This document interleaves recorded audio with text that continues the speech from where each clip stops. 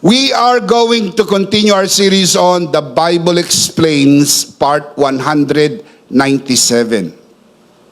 Today, we are going to continue our mini-series within the big series of The Bible Explains, entitled Grace-Filled Expressions for Stronger Relationships, part 4. Let's commit this first to the Lord. Let us pray. Our dearest Father in heaven, we are so very thankful for how you have gathered us today. This is a beautiful day. This is the day that you have made, and we will rejoice and be glad in it. Thank you so much for the wonderful time of praise and worship. Truly, you inhabit the praises of your people, and there is nothing in the world like this. For in your presence, there is fullness of joy. Thank you so much, Lord, for the beautiful people who are joining us via online. Thank you so much for this wonderful day. We commit to you this day, even this learning time. And it is our prayer that everything that will be said and done only for your glory and for the blessing of everyone. This we pray, Father, only in the name of your Son, our Lord and Savior, Jesus Christ, by the power of the Holy Spirit. And everybody would just simply say, Amen. Palakpakan po natin ang Panginoon. Praise God. Nang sinimulan po natin ang bagong mini-series po na ito, ipinaalala ko po sa inyo na ang biyaya ng Diyos ay hindi lang naggagarantiya ng iyong destinasyon papunta sa langit, dahil sigurado naman po yon.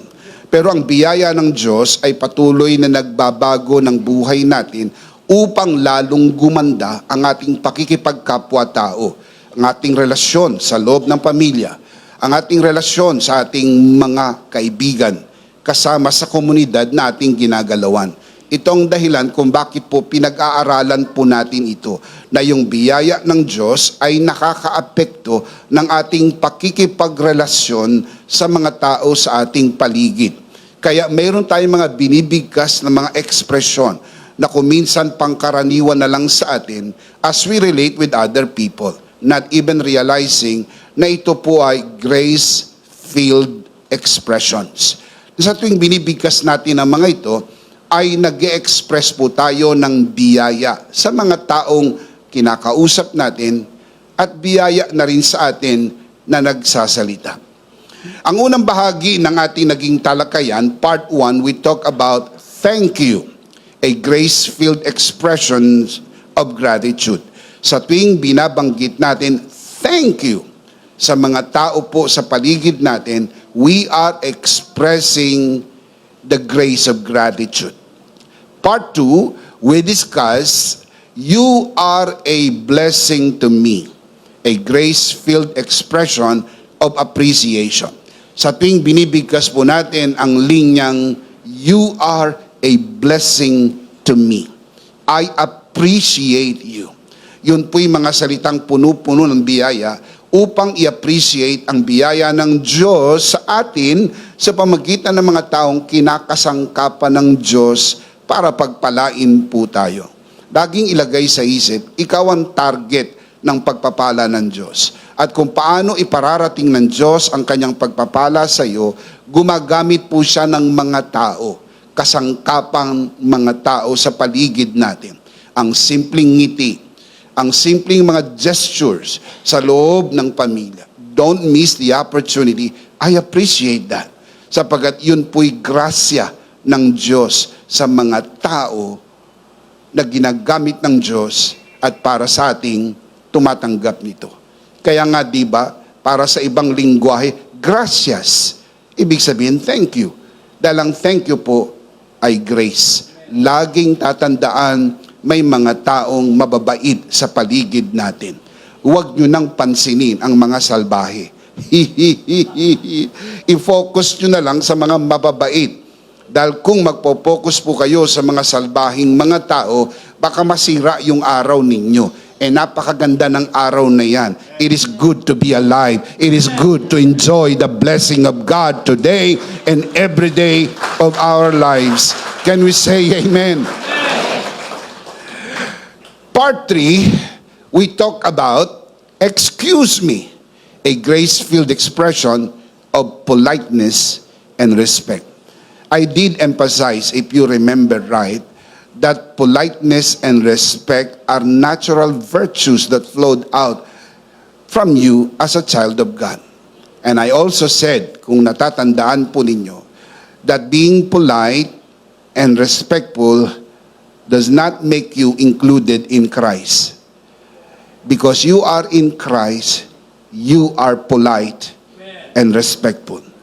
Ang pagiging polite at respectful ay hindi pupuhunan para tayo ay mapa kay Kristo. Ito po'y resulta dahil tayo ay na kay Kristo. Can you say amen? We need to move on. Today, part 4, we are going to talk about I am sorry. A grace-filled expression of admission of wrong and apology. We live in a time when not many people are willing to admit their mistakes and say, I am sorry. It takes humility to say these words. Humility is an expression of self-control, which is a display of the fruit of the Holy Spirit within us. Mayroon po talaga masyadong matigas ang leeg at hindi kayang bigkasin ang mga katagang I am sorry. Pero kailangan po natin ito gawin. Dahil sa panahong ginagawa po natin ito, nag-release po tayo ng grasya. Grasya ng kababaan ng loob mula sa atin at grasya ng pagtanggap ng paumanhin at pagpapatawad sa mga taong maaring nasaktan po natin. Mga salitang walang preno, mga kilos at galaw na na-misinterpret, hindi naman yun talaga ang ibig mong sabihin, hindi yun ang gusto mong iparating, pero yun ang naging dating sa kanya, so you might as well, I am sorry. Hindi bumababa ang iyong pagkatao kapag nagbibigkas ka ng I am sorry. Weakness is different from meekness. Meekness is humility. Inaamin mong nagkamali ka. You push the wrong button. You made the wrong turn. Na-violate mo siya. Nasaktan mo siya. So you might as well say, I am sorry. Hindi po yun weakness. In fact, it is a strength. Lakas po yun. Dinaig mo yung yabang mo. Dinaig mo ang kayabangan at nakuha mo magpakumbaba at sabihin, pasensya na. Hindi yun talagang ibig kong sabihin. Masyado kitang naitulak. Masyado kong nasaktan ang iyong sensitibong damdamin. Pasensya na talaga. Ang ganitong klase ng mga kataga, nagpapatagal ng relasyon. Nagiging maganda ang ugnayan ng magkapatid, ng mag-asawa, ng magulang, ng mga in-laws. Kaya lang kung minsan, parang pangkaraniwan na lang ang bigkas na, sorry na! Ano, masaya ka na? Sounds familiar, right? Some people just say, sorry na lang, sige na. No. Nag-sorry na ako Ano pa ang pinapalag mo? Nag-sorry na ako See? Some people would just say it insincerely. But today, we will look at the scripture and learn that these words are powerful. These words convey grace in its fullest beauty. So allow me to share with you the results of saying I am sorry. And you know the drill. We will going to look at the results, and then at the end, we're going to look at the life application. Are you ready to learn the Word of God? Let's learn this together. Hey, kapag tinuturo ko po ito sa inyo, I am not exempting myself. We're all learners. Hindi po ako angat kaysa sa inyo. I am also learning this. And the very reason why I love teaching, because the best way to learn is to teach. Because I am first teaching myself, and we are learning this together as we learn God's Word. Can you say amen? Amen. So let's learn this together. Number one, admitting mistakes displays humility. Admitting mistakes in a relationship shows humility because it displays honesty, openness, and a desire to change. The story of David in 2 Samuel chapter 12 illustrate this point. I don't know if you're familiar with the story, but maybe some of you, if not all of you. David committed a terrible mistake. Siya po'y nakagawa ng kamalian. Siya po ay nakiapid kay Bathsheba at ipinapatay po niya ang asawa nito na si Uriah. Para matakasan ang kanyang unang kasalanan, gumawa po siya ng isa pang kasalanan. Ito ay pilit niyang pinagtatakpan sa mga tao, pero hindi natin magagawa itong pagtakpan sa harap ng Diyos. Isang araw, pinuntahan po siya ng propeta Nathan para kumprontahin po siya sa kasalanang kanyang nagawa sa pamagitan ng isang parabola.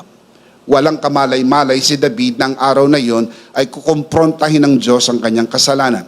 Ang sabi ni propeta Nathan, "Mahal na hari, sa isang lugar ay meron pong isang mayamang tao. Nasa kanya na ang lahat ng bagay sa mundo. Maraming alagang hayop, kayamanan at karangyaan. Meron po siyang kapitbahay na isang dukha. Ng tanging alaga lamang ay isang kordero. Dumating ang maraming panauhin ng mayaman. At para palugdan niya ang kanyang mga panauhin at pakainin, ipinakuha niya ang nag-iisang kordero ng kapitbahay niyang pobre. Pinapatay ito at hinihain sa kanyang mga bisita." Hindi pa tapos ang kwento, napatayo si David at ang sabi niya, "Ang taong gumawa nito ay dapat mamatay." Sumagot ang propeta, "Ikaw ang taong ito. Ibinigay na ng Diyos ang lahat sa iyo. God has blessed the works of your hand. Pinagpala ng Diyos ang iyong kaharian. Kinuha mo ang asawa ni Uriah at pinapatay pa siya." Ano naging reaksyon ni David nang marinig niya ito? 2 Samuel chapter 12 verse 13. Then David said to Nathan, "I have sinned against the Lord." That is tantamount of saying, "I am sorry."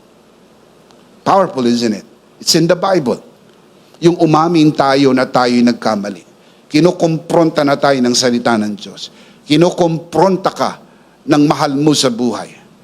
Kinukumpronta ka. Sa halip na umamin ka, ikaw pa yung galit. Ang karaniwang defense mechanism ng mga tao, naggagalit-galitan po sila. Para matapos na yung diskusyon, matapos na yung usap. Pero it is a confrontation wherein God is placing His hand on your heart. Para wag nang lumala. Para wag nang masira ang iyong relasyon. Para wag nang masira ang iyong pamilya. Para maisalba ang iyong marriage. Para maisalba ang iyong family. That is very important.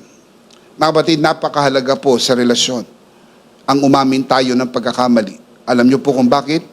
Hindi po tayo perpekto sa pang-araw-araw nating pamumuhay. Nadudulas tayo, nadadapa tayo, nagkakamali tayo.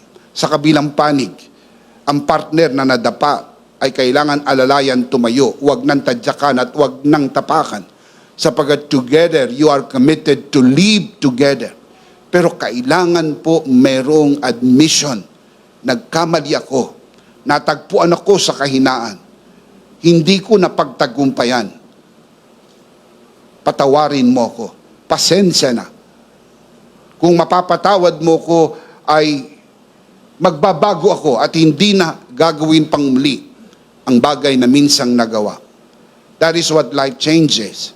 Pero the problem, not too many people have the nerve and the courage to say, "I am sorry."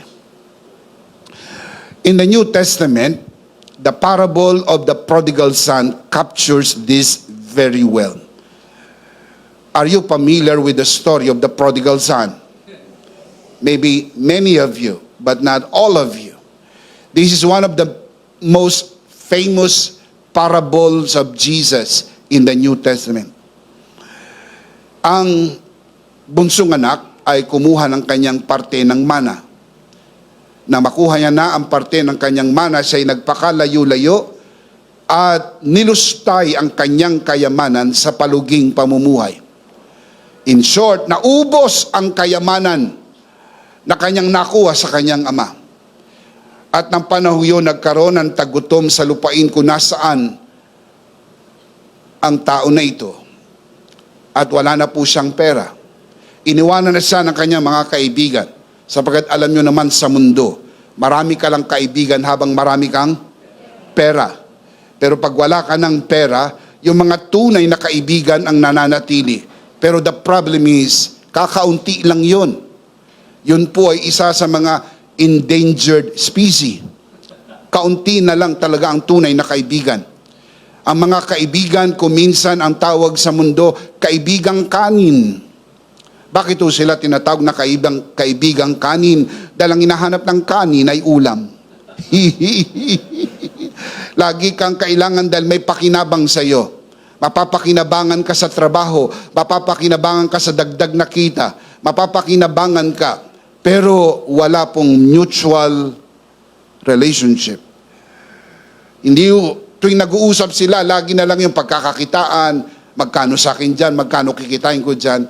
Pero when was the last time you just talk and have shared time together na wala kayong pinag-uusapang ganansya? Wag natin pag-usapan dito ang ganansya tungkol sa buhay mo, tungkol sa inyong mag-asawa, tungkol sa inyong mga anak. Let's just talk on a level of heart so we can be friends, because that is what friends are for. Sayang naman. Pero again, to cut the long story short, akala niya marami siyang kaibigan dahil nagpapakain siya, nagpapainom siya. Akala niya marami siyang kaibigan sapagkat marami siyang pera. Parang kagaya ngayon. Akala ng iba marami siyang kaibigan dahil marami siyang friends sa Facebook. Nakalimutan nyo, ang mga ito'y digital friends. Ang marami pa po dyan ay fake accounts. Kaya kung may fake accounts, merong fake friends. Sila yung nagkakalat ng fake news. Para sirain ka, ibabalita, mamamatay ka na raw. That is dead words. Sipin mo, hindi ka papatay, patay ka na para sa kanila o mamamatay ka na para sa kanila. And you call them friends. I don't call them friends. Sapagkat walang tunay na kaibigan na pwedeng magbalitang mamamatay ka na o patay ka na. Sapagkat ang tunay na kaibigan, gustong buhay ka, pinagpala ka at pinaburan ka dahil yan ang tunay na kaibigan. Amen.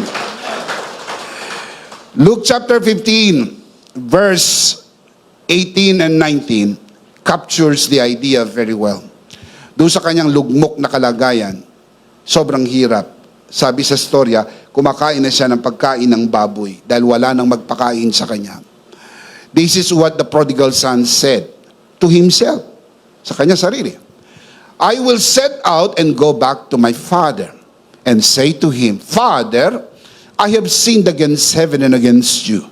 I am no longer worthy to be called your son. Make me like one of your hired servants. Bakit niya naisip ang ganito?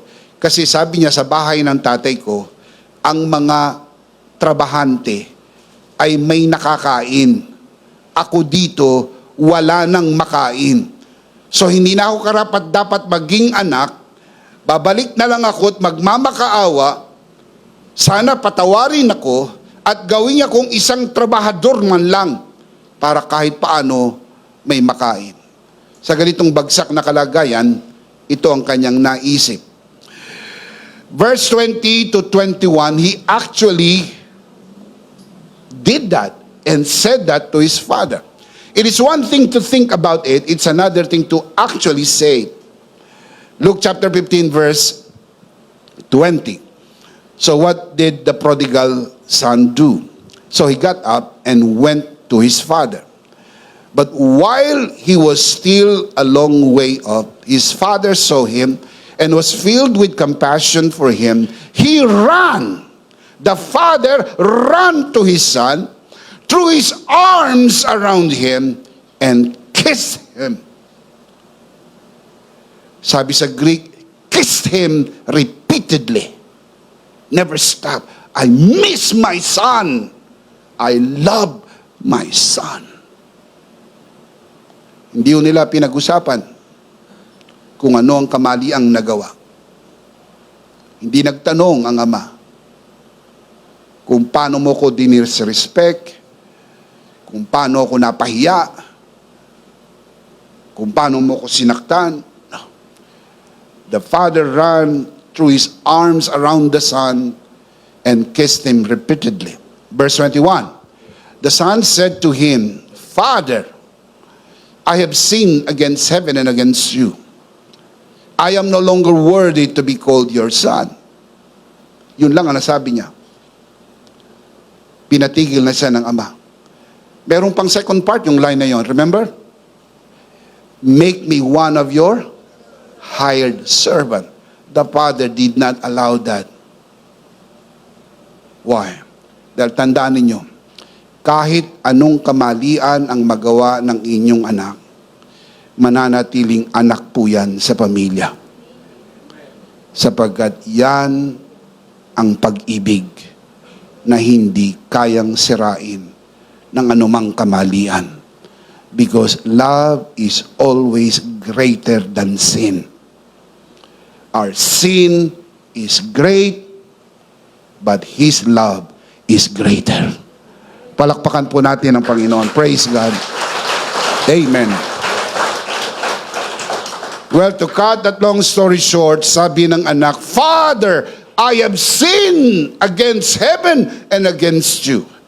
Hindi madali para sa isang adventurous son to say that. So hard to say. But he was able to say it. I am sorry. That is what humility is all about. Number one, admitting mistakes displays humility. Tandaan, kapag ayaw umamin ng pagkakamali, mas mayabang pa yan kaysa sa iyo. At hindi ka pwedeng manalo sa taong mayabang. Dahil hindi yuyuko hanggang mamatay ang taong mayabang. Merong tao hanggang kamatayan, hanggang hukay, dadalin ang kanyang kayabangan. Huwag lang siyang yumuko sa mga tao. That is unchristian. That is not a sign of what grace is all about. Grace is humble. Can you say amen? Number one, admitting mistakes displays humility. Number two, owning mistakes restores relationships. But kailangan mo akuin? Because you want to keep the relationship. Exactly. Because if you do not intend to keep the relationship, just throw it away. Na itong pinakamagandang sukatan, mahalaga ba sa iyo ang marriage na ito? Mahalaga ba sa iyo ang mga anak mo? Mas mahalaga pa ba yan kaysa sa iba? Mahalaga ba sa iyo ang pagkakaibigan natin? Ba't parang hirap na hirap kang umami ng pagkakamali? See? That is the acid test. Because if you want to keep the relationship, it's not hard to say, it's on me. It's my bad. Sorry. Pasensya na, mahal. Pasensya na, sweetheart. Pasensya na, mga anak. Pasensya na. Can you imagine those words? Napakahirap bigkasin yan sa taong matigas ang leeg at mataas ang ulo. Only humble people can say, I am sorry. Why you say that? Because I love my marriage. I love my family. I love my children. I love my friends. I don't want to lose them because of my pride. I want to keep them for life. Mahirap makahanap ng tunay na kaibigan. Don't throw them away. If you find true ones, keep them for life. Do everything you can to keep them. Wala na kayo makikita ng mga tunay na kaibigan sa panahon ngayon. Puro fake. Let me rephrase that. Maraming fake. If you find the real ones, the true ones, keep them. Love them. Reciprocal. Mutual love. Kapag humihingi ka ng time, be sure you're willing to give time. The problem is, sometimes, can I have time with you? Pasensya na. Busy ako ngayon. Pero pagka ikaw ang humihingi ng time, ginagawan ka ng time. That is what friendship is all about. Then pag dumating po yung mga kamalian, sa pamilya man o sa pakikipagkaibigan, own it. Ariin mo at sabihin mo, akin ito. Ako ang nagkamali. Owning mistakes restores relationship because it opens the door to healing and reconciliation. Wala hong healing, walang reconciliation kung walang it's on me. My bad. Mali talaga ako. Hindi ko dapat sinabi yon. Hindi ko dapat ginawa yon. Now, look at the prodigal son story. By owning his mistakes and returning to his father, the son seeks what? Reconciliation. Despite his mistakes, the father embraces him with open arms, saying, "For this son of mine was dead and is now alive. He was lost and is found." Ang anak ko na ito, patay na, ngayon ay nabuhay, nawala, at ngayon ay natagpuan. This is what reconciliation is all about. His admission of wrongdoing and the father's forgiveness restore their broken relationships. See, yun ang nagpapabalikan ng kaugnayan. Yung, sorry dad, pasensya na. Sorry mom. Sorry. When you say that, forgiveness will flow, relationship will be beautiful again. Do you want that? I'm asking you, do you want that? I'm sure you do. And some of you are watching this broadcast. I hope you want that. That is why this message is for you. Learn to say, I am sorry. Because every time you say that, you are open to forgiveness, you're open to relationship, and open to reconciliation. When we take responsibility for our actions, it shows others that we value the relationship enough to make things right. See, powerful, isn't it? Mahalaga sa akin to. Aayusin ko ito. Now, on the contrast, wala naman ito. Tapong ko na lang to. Total, meron naman ako mga bagong kaibigan. Total, may mga bago akong kakilala. Total, meron naman akong bagong pinagkakaabalahan. Madali ko na silang makakalimutan. That is wrong. This humble act reflects God's grace, which restores and strengthens our relationship with others. Mahalaga po yun, admission. I am sorry. I was wrong when I said that. Mali talaga ako doon. Hindi ko dapat sinabi yun. Pasensya na, medyo tumaas yung tono ko. Pasensya na. Medyo na high blood. Pasensya na talaga. Pero okay na ako ngayon. Promise, I will not say that again. I will not do that again. Can you imagine kung anong kayang gawin ito sa relationship? Are you listening, brothers and sisters? I hope that you are thinking about this because this will save your marriage for life. This will save your friendship for life. Not mere words, but powerful, grace-filled words. Praise God. Number one, admitting mistakes displays humility. Number two, owning mistakes restores relationships. Number three, correcting mistakes leads to change.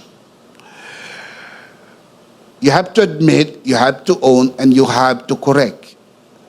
Hindi ho pwede na araw-araw kang nagsosorry sa parehas na pagkakamali.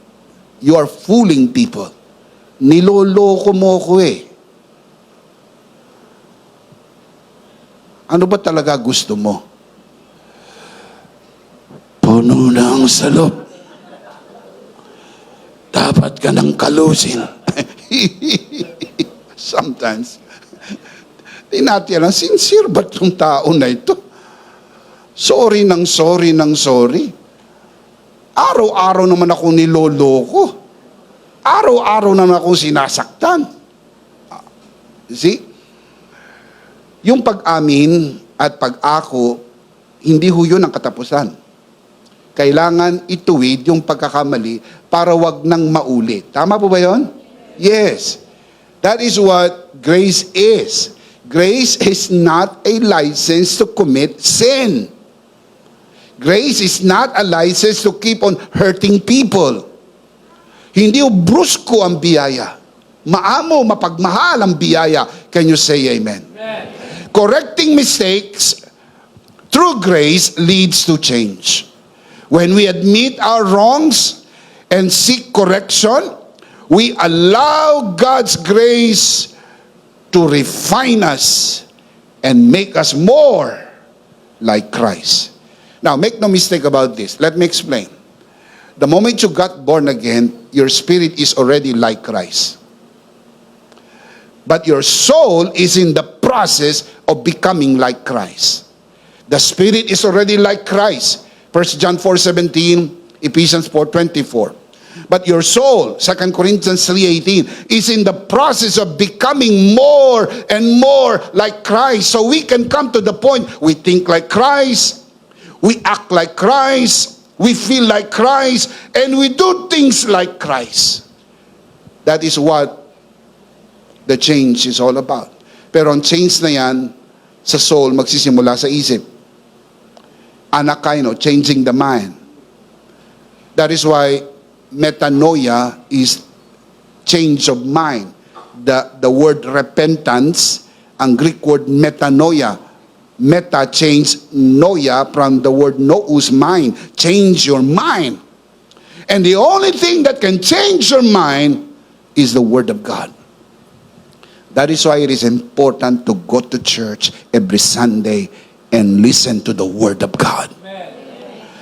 Dahil yung word of grace, if you allow the word of grace to continually work in your mind, and then it will go down to your emotion, it will go out in your action. And then you will be more like Christ. Now, it will not happen overnight.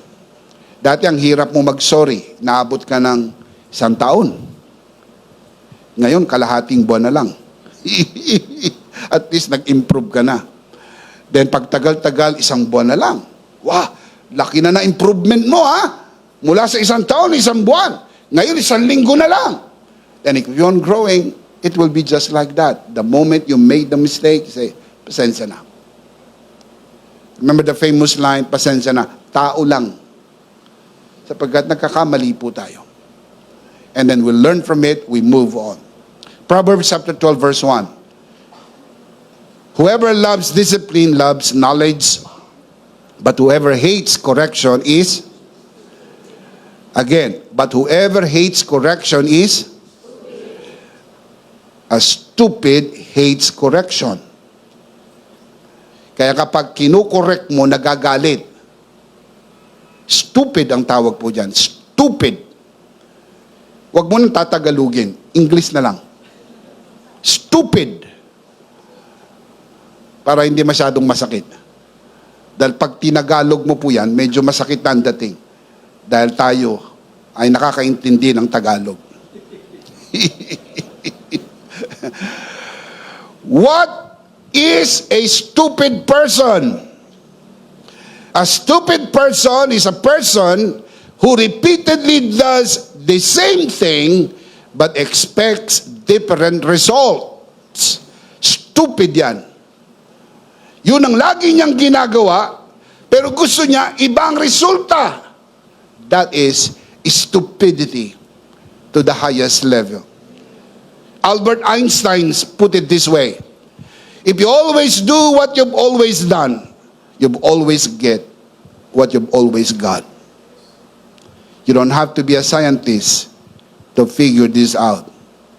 If you want to see different result, do different thing. Start to change. Because if you don't change, things will not change. Hebrews 12:11. No discipline, meaning no correction, seem pleasant at the time, but painful later on. However, it produces a harvest of righteousness and peace for those who have trained by it. It, referring to the correction. Every time you are being corrected, you are being trained. You become a better person. You become a better husband. You become a better wife. You become a better child in the family. So wag mag-refuse ng correction. Pag kinausap ka ng father mo, heart to heart, kinukorek ka, you have to admit. Because you will learn from it. Dahil sumahin man ang edad ninyo, hindi ka pa tao, nauna siya. At marami siyang nadadaanan mo pa lang. Marami na siyang natutunan na matututunan mo pa lang. Marami po siyang karanasan na hindi mo pa naranasan. So kung tinutuwid kayo ng magulang, maging mapagpakumbaba. Kung tinutuwid ka ng asawa mo, maging mapagpakumbaba. Kung tinutuwid ka ng biyanan mo, makipag-usap ka. Sapagkat mahalaga ang mababang loob. Can you say amen? Amen. Proverbs 15:32.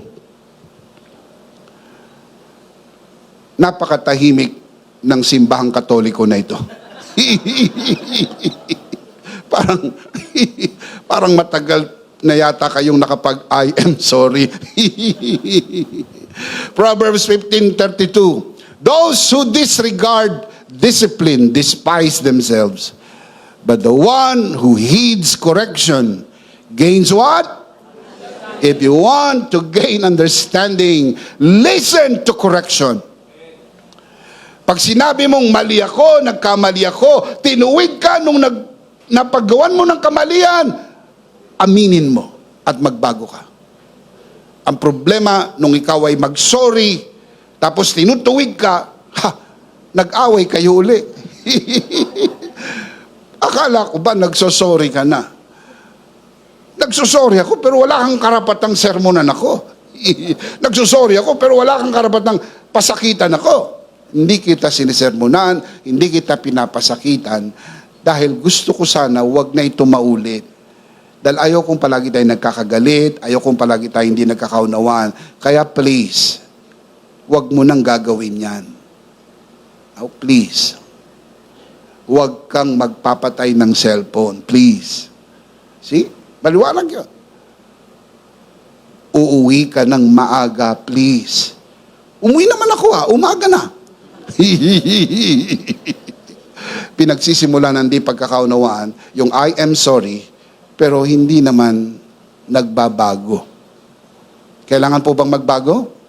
Yun ang kayang gawin ng biyaya ng Diyos. Yung hindi mo kayang gawin ng biyaya ng Diyos. Can you say amen? 2 Timothy chapter 3 verse 16. All scripture is God-breathed and useful for what? One is teaching, two, rebuking, three, correcting, four, training in righteousness. See, parts ng ministry ng Word of God ay to correct us. Kaya every time naririnig yung Word of God, kinukorek ka. Kaya huwag kang masasaktan pag kinukorek ka. Hindi ka ang pinapatamaan. Hindi naman nag-name drop binanggit ko ba yung pangalan? Hindi. Kahit na alam ko na nandito ka. Nagbanggit ba ako ng pangalan? Hindi. Hindi nga kita tinitignan. Umiiwas nga ako ng tingin sa'yo para wag mong maramdaman ikaw ang tinutukoy ko. Sa makatwid. Hanggang hindi binabanggit ang pangalan mo, hindi nag-name drop, feel relax. Hindi ho ang pastor ang nagsasalita sa iyo. Ang Diyos, kinakausap ka para lahat tayo magbago sa biyaya ng Diyos. Binabago tayo ng kanyang salita. Amen.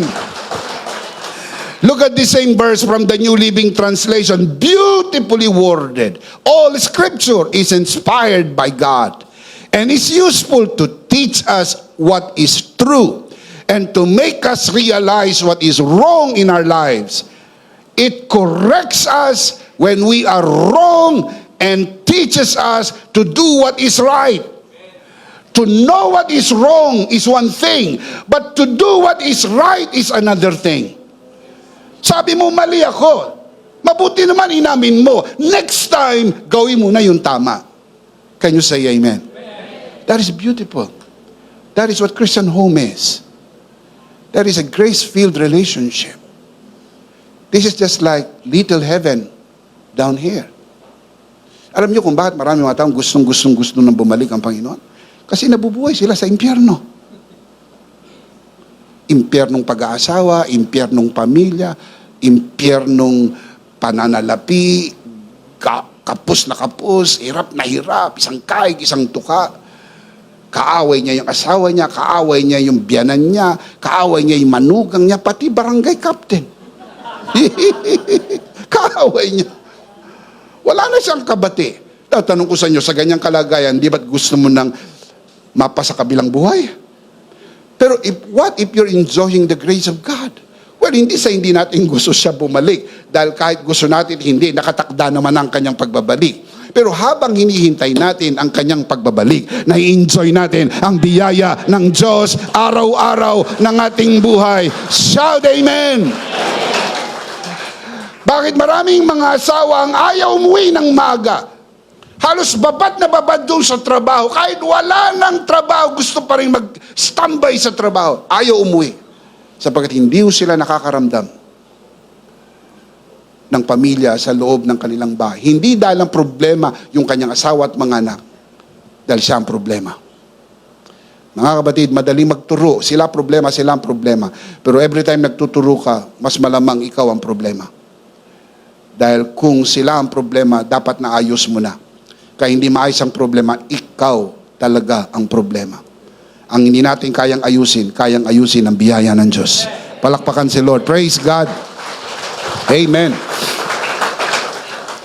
David's admission and ownership of his wrong led to correction and life change. Alam nyo, pagkatapos nito, no more scandal. Hindi na po na-scandal kahit uli si David after this, only once. That is what change is all about. Hindi na naulit. Nagbago yung mama. He did very well up to the end of his life. Now, let me show you the epitaph of his life. 1 Chronicles 29:26 hanggang 28. David, son of Jesse, was king over all Israel. He ruled over Israel 40 years. 7 in Hebron and 33 in Jerusalem. 28. This is his epitaph. He died at a good age, having enjoyed long life. What else? Wealth. What else? Honor. His son Solomon succeeded him as a king. Beautiful, isn't it? Yung once na nag-dishonor sa kanya was forgiven and forgotten. He was remembered as an honored man. Mga kapatid, matatandaan ng tao hindi yung kung paano ka nagsimula, kundi kung paano ka nagtapos. You may not did very well in the middle part, but it's okay. Get the grace of God and end it well. Dahil pag natapos na ang dulo, ang tatandaan ng tao, hindi yung mga pagbagsak mo, kung hindi kung paano ka ni-restore ng biyaya ng Diyos at kung paano ka binago ng biyaya ng Diyos. Dahil dakila ang biyaya ng Diyos, magpakailan-kailan pa man. Palakpakan natin ang Panginoon. Praise God. Amen. Another example I am thinking right now is after Peter denied Jesus for the third time, the rooster crowed, and Jesus turned and looked at him. This look of correction struck Peter's heart deeply and led him to a godly sorrow and life change. Nung siya'y magsabi, hindi ko kilala ang tao na iyan, tumilaw kang manok, tinignan siya ni Jesus. Yun po yung tingin ng pagtutuwid. Natatandaan niyo po yung kasabihan, makuha ka sa tingin.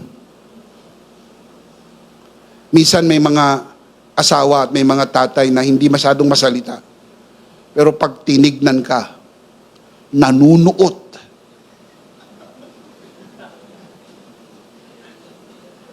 Kaya may mga bata, pag tinignan mo lang ganyan, naiiyak eh. Wala pang sinasabi, walang sinturon, walang pamalo. Tinignan lang. Kaya talagang yung kasabihan, makuha ka sa tingin. Si Peter, nakuha sa tingin. Kasi sinabihan na siya eh. Sa araw na ito, bago tumilaw ang manok, ipagkakaila mo ko ng 3 beses, di siya naniwala. Sabi niya, hindi mangyayari yan. Over my dead body, I am willing to die for you. Oh, yun nga. Masyado siyang tiwala sa sarili. Nabigo siya, nagkaila siya. Tumilaw ang manok. Tinignan siya ni Jesus.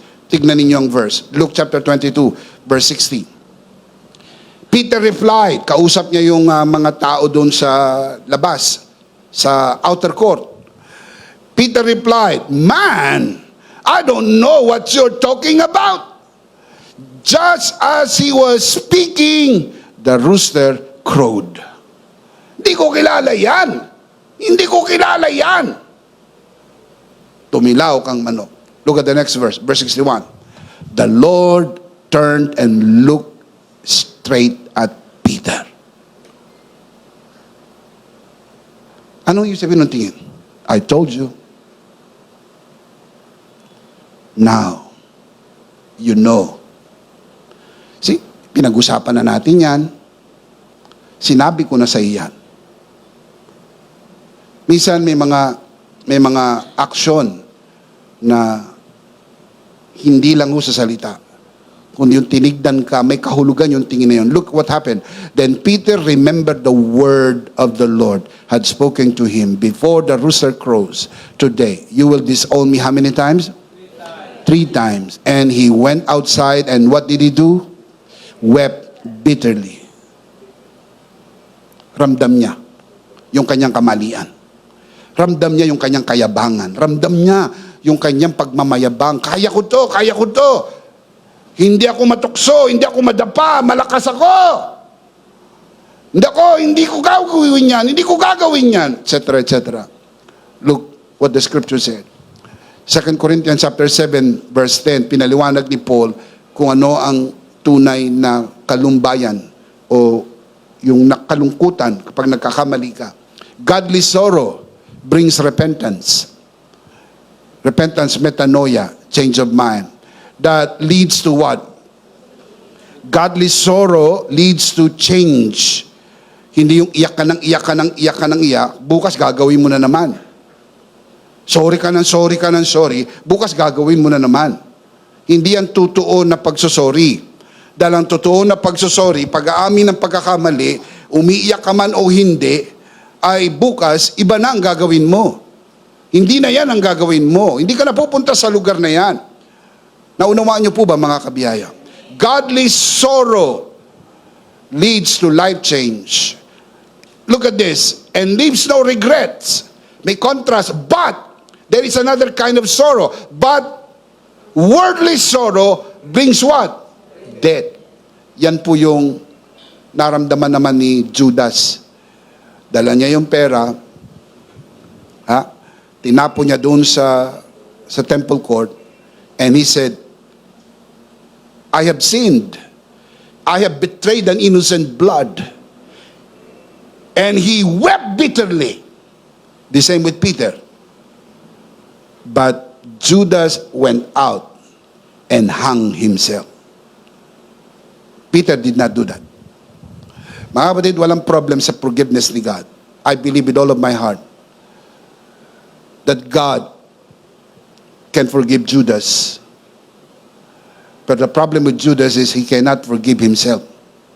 Hindi niya mapatawad yung sarili niya. That is pride. Kung ang Diyos kaya kang patawarin at hindi mo kayang patawarin ang sarili mo, you are setting your standard above God. Kumbaga parang kaya kang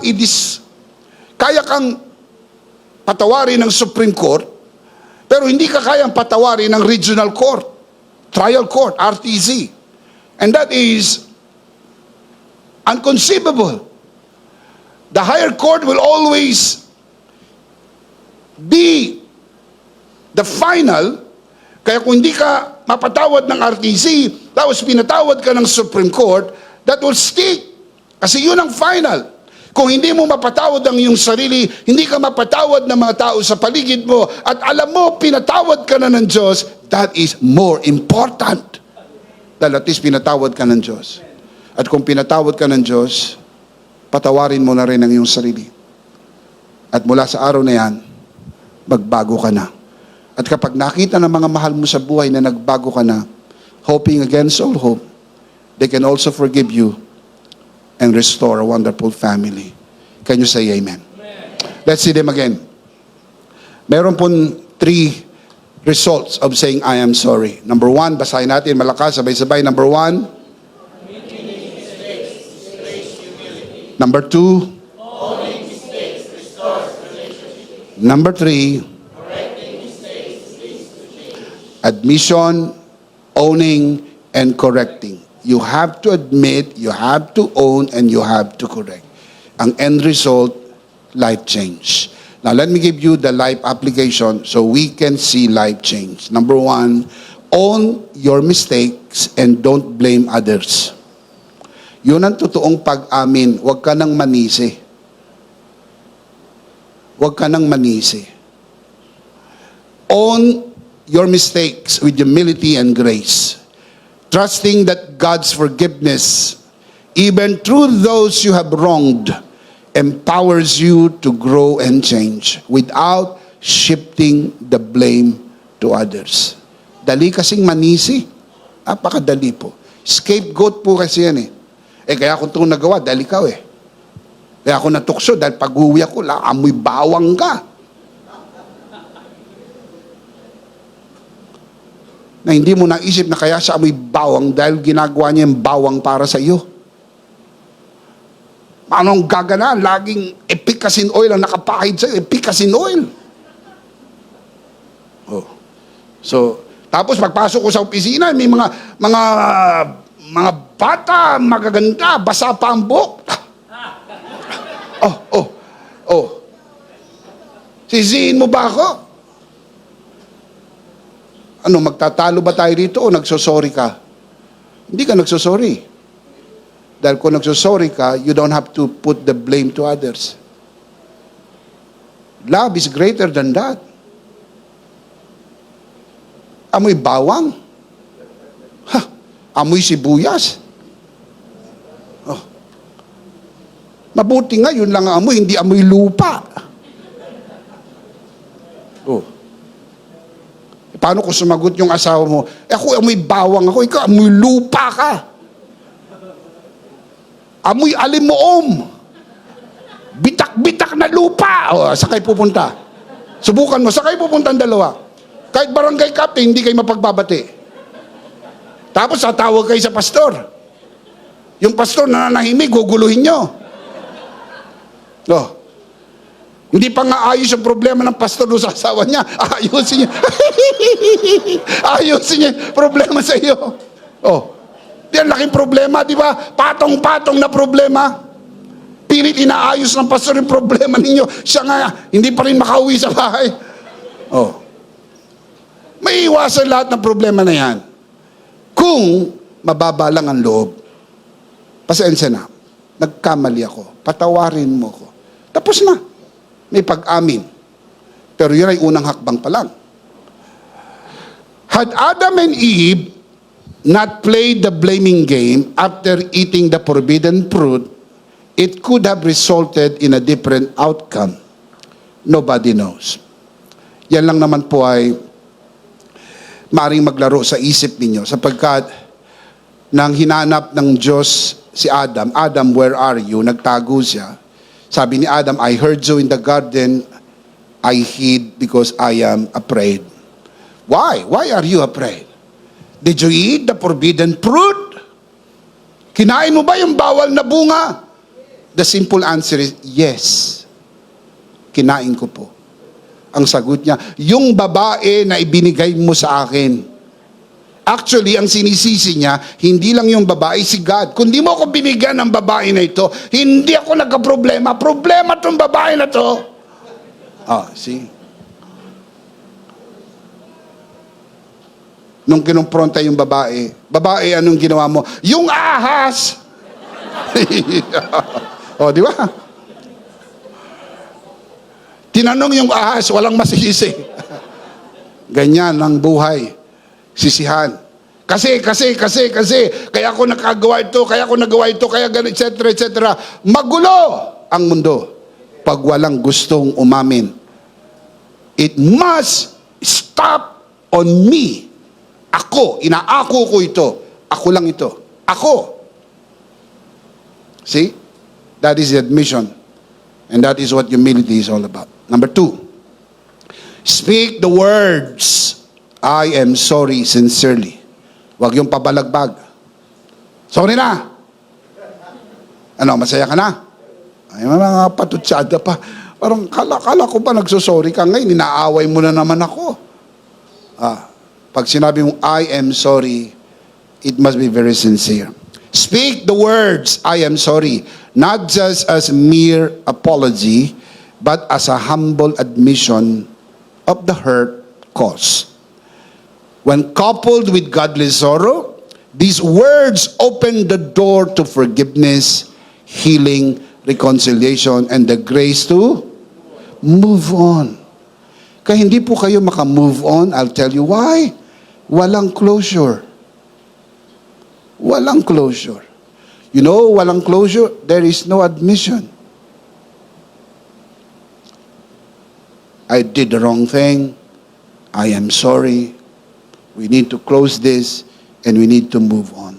Biyaya ng kababaang loob at biyaya ng pagpapatawad ay biyaya ng Diyos. Can you say amen? Number 3, show change after apologizing. Show change after apologizing. Magpakita ng pagbabago pagkatapos mag-sorry.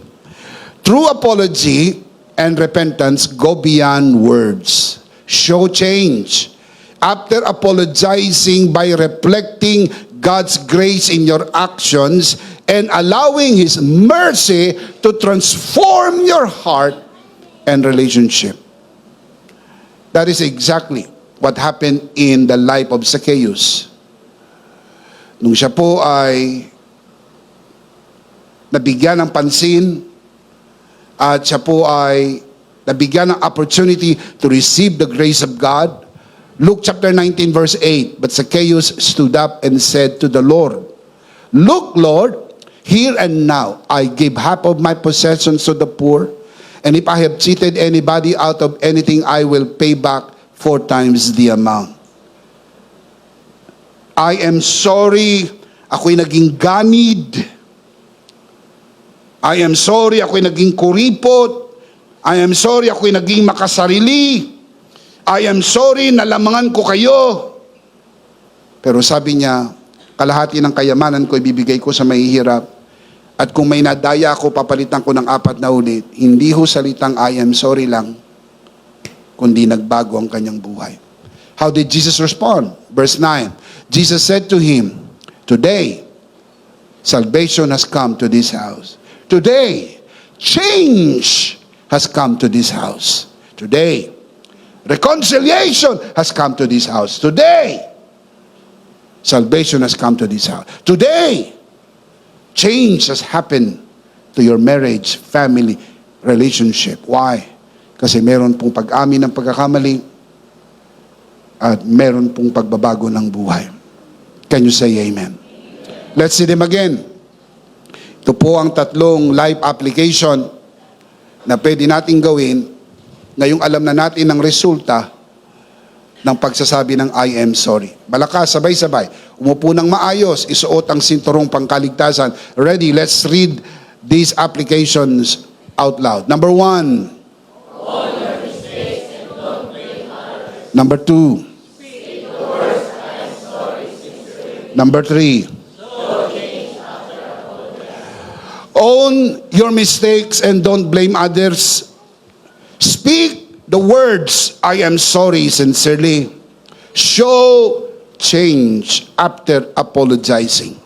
The big idea is, in Christ, I can apologize sincerely. Kay Kristo, kaya kong mag-sorry ng taos-puso. We can apologize sincerely, not to be in Christ, but because we are in Christ. Ang pagsusori, sincerely, hindi para mapakay Kristo ka. By works yun. Dahil ikaw ay na kay Kristo na, kaya mo nang magsorry ng sincero sapagkat binago ka na ni Kristo. Again, one more time, what is the big idea? In Christ, I can apologize sincerely. Are you in Christ? You can apologize sincerely. Of course, we do not want to end this broadcast without giving you the opportunity to receive Jesus today. Higit sa paghingi ng pamanhin sa mga taong nasaktan po natin, ang pinakadakila na pagpapaumanhin na pwedeng ibigay kanino man ay ang pagpapaumanhin at pagpapatawad na ginawad ng Diyos sa ating lahat dahil sa tinapos na gawa ni Kristo sa krus ng Kalbaryo. If you want to be forgiven, if you want to receive Jesus and be saved today, receive Jesus today. Taas po natin ang ating dalawang kamay. Yuko po natin ang ating ulo at tayo po'y manalangin. Sa lahat ng nanonood sa broadcast na ito, sumabay po kayo sa panalangin ito at ariin na isang personal na panalangin. Panginoong Hesus, ako po'y makasalanan, hindi ko po kayang iligtas ang aking sarili. Narinig ko po ang mabuting balita. Ako'y naniniwala. Tinatanggap kita sa aking puso bilang aking Panginoon at sariling tagapagligtas. Salamat po. Pinatawad mo na ang aking mga kasalanan. Isinulat mo na ang aking pangalan sa aklat ng buhay. Sa pangalan ni Jesus. Amen. Ako na lang po mananalangin, Ama, sa oras na ito, tinataas ko po sa harapan ng sino mang sumunod sa panalangin ng pagtanggap sa unang pagkakataon sa loob ng bulwagan na ito, lalo na sa mga nanonood sa broadcast na ito. Pinagkakatiwala po namin sila sa iyong kagandahang loob na sila'y lumago sa biyaya at sa bagong natagpuang pananampalataya sa pangalan ng Panginoon Jesus na natin magsabi ng Amen. Palakpakan po natin ang Panginoon. Amen. Praise God. Tayo po'y dumako sa ating banal na komunyon. Kunin po natin ang ating communion elements and let's do this together.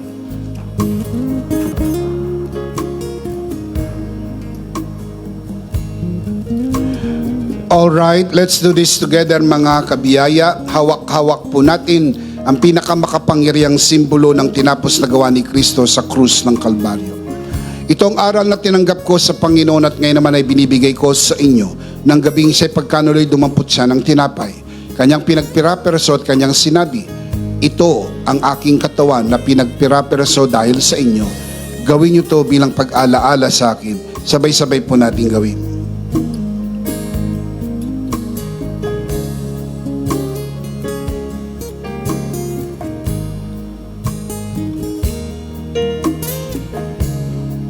Gayon din naman matapos maghapunan, kanyang hinawakan ng saro at kanyang sinabi, ito ang saro ng bagong tipan na pinagtibay ng aking dugo.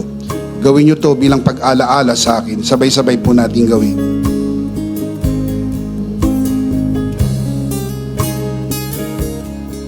Taas po natin ating dalawang kamay at sumunod po tayo sa panalangin na ito. Aming Ama, maraming salamat po sa aming Panginoong Hesukristo. Panginoong Hesukristo, maraming salamat po sa iyong banal na dugo na iyong itinigis sa krus ng Kalbaryo. Dahil po dito, lahat ng aming kasalanan ay iyong pinatawad. Maraming salamat po sa iyong katawan na nabugbog at nasugatan. Dahil po dito, lahat ng aming sakit, mula ulo hanggang talampakan, loob at labas ng aming katawan, ay iyon ang pinagaling. Gaya ng nasusulat, sa iyong mga sugat, ako'y magaling na. Ako'y naniniwala, ako'y magaling na. Aking dinideklara, ako'y magaling na. Ako'y malusog, malakas, masigla, pinagpala, pinaburan, at mabubuhay ng mahaba. Sa pangalan ni Jesus, maraming salamat po, Banal na Espiritu, sa iyong kapahayagan sa mensahe ng biyaya. Sa pangalan ng Panginoong Jesus, Amen. Amen. Palakpakan si Lord. Praise God. Praise God. Well, one more time. Malakas, sabay-sabay. Ano po ang big idea?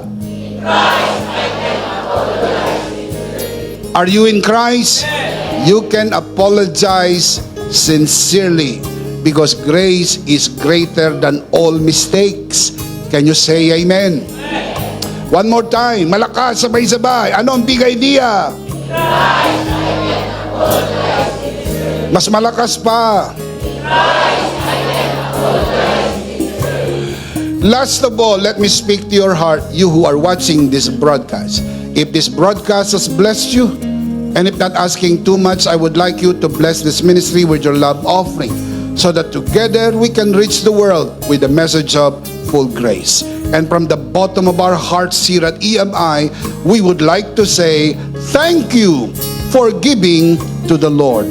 We'll see you next Sunday, prayerfully on site, but definitely we'll see you again online. Ako po, si Bishop Emmy. Kasama po si Pastora Jo at ang kabuuan ng The Lord's Community and EMI broadcast. Maraming salamat po. Stay a bit for more announcements. Stay blessed and stay connected. Always remember, in Christ, you are forever. Charito!